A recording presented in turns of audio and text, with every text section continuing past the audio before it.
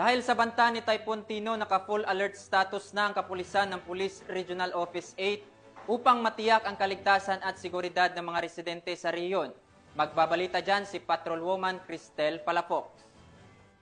Ng Police Regional Office 8 sa pamumuno ni Police Brigadier General Jason L. Capoy ang mga hakbang sa pag-aanda at pagtugon sa posibleng epekto ng Bagyong Tino. Naka-full alert na ang Reactionary Standby Support Force at nakatalaga na ang mga kapulisan sa mga evacuation centers upang magbigay ng seguridad at tulong sa mga residente. Patuloy ang koordinasyon ng PRO-8 sa Office of Civil Defense, RDRRMC, LGUs at iba pang ahensya upang matiyak ang mabilis at maayos na pagtugon sakaling lumala ang lagay ng panahon. Nakaantabay din ang mga relief supplies at search and rescue equipment bilang bahagi ng kahandaan ng kapulisan. Tiniyak ng PRO-8 na patuloy ang pagbabantay at kahandaan ng mga tauhan nito upang agad makapagbigay ng tulong at seguridad sa gitna ng banta ng Bagyong Tino.